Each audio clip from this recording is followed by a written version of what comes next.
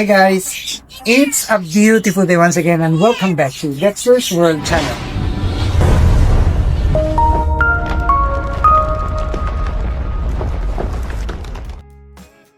I am doubling my time because I woke up 6 o'clock in the morning, and whenever I woke up 6 o'clock I will really run short of time if I will delay the activities, doing all the activities in the morning.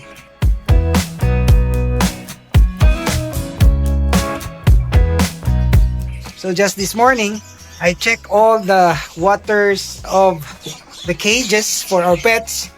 I mean, the waterers should always be filled with water so that they will not be dehydrated.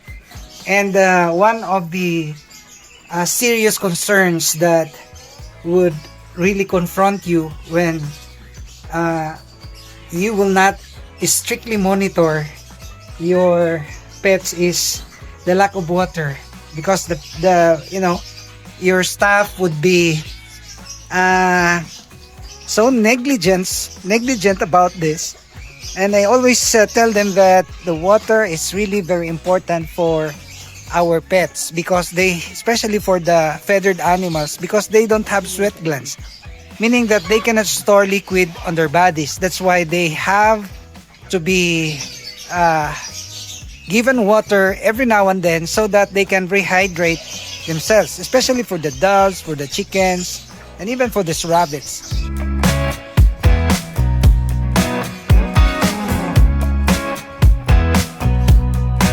So the morning is just so cool, and you will see the chirpings of the birds.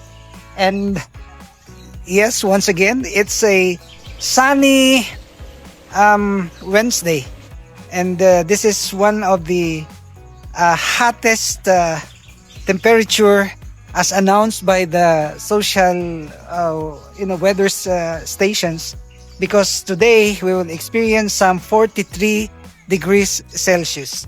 So whenever we experience this kind of temperature, we have to double dose we have to strictly monitor the water, because this is really very important. So I'm so happy that our rabbits are now getting fat and big, and this is the safest age for the rabbits to be touched and cuddled, because if you will touch prematurely, meaning that they don't have that fur yet, so there are tendencies that the mother would not or would refuse to feed them. So touching them at this age, actually these are the 2 weeks old bunnies, is already a safe practice.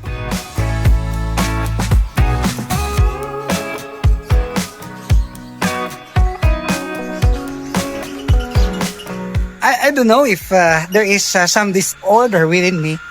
I'm an OC person, obsessive compulsive. OC in terms of the welfare of my animals.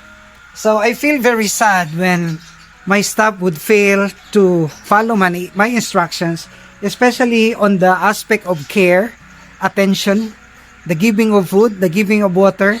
I'm really very upset. I don't know if I have disorder. I mean, something in me that would really make me some very exceptional, because I don't want that my animals will go hungry. I don't want them to go thirsty, and I even tempted to stay with them every now and then. So I am really preparing for this. I mean, wanting to retire from the service, because I'm close to 60 years old, and maybe that time it would be the best time for me to have a bonding with my animals, bonding with the snakes, bonding with the rabbits, bonding with different types of animals. So I remember when I was a kid, I was called the Noah in our place, because I always like to have animals at home. So my mother can attest to that our house was named the Ark of Noah before, because I have so many pets. So this is the life that I would like to live.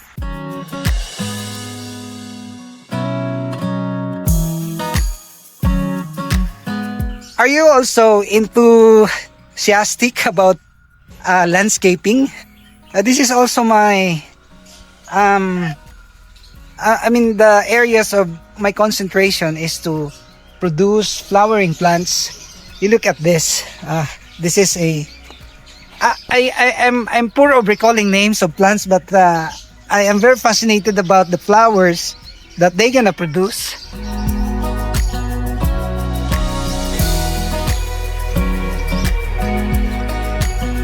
And in fact, as you can see right here, we have this bougainvillea, flowering bougainvilleas right there at my back.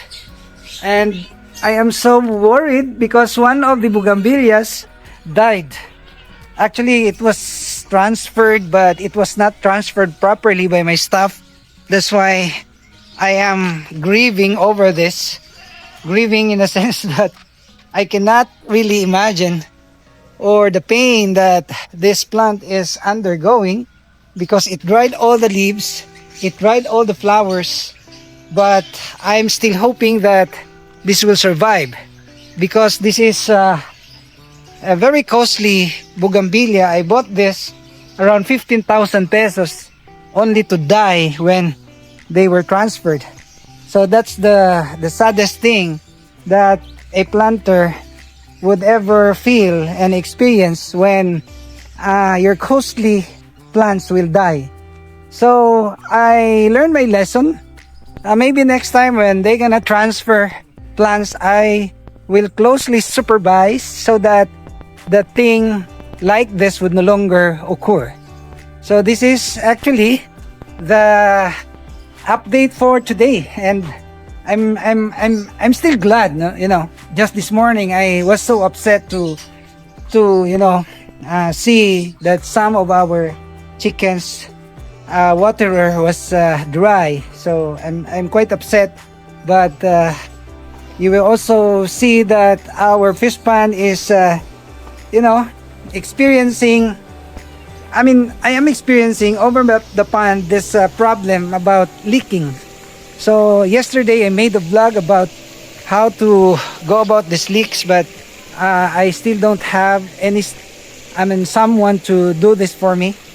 I hope that our staff would be present today so that he can immediately fix, because I'm always adding water, but the reduction of the water over here is increasing every day.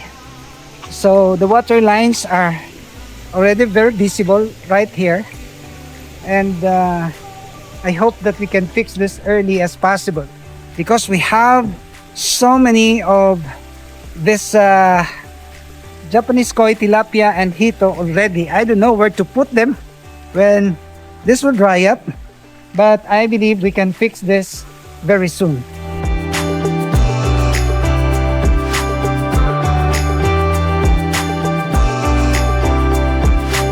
Thank you guys for watching. I hope that you will continue to like and share our videos. If you are not subscribed to this channel, may I humbly ask you to please subscribe. Hit that notification bell because we're uploading videos very regularly now. Shout out to the members of this channel, to the new subscribers. Thanks a lot. Only here at Dexter's World.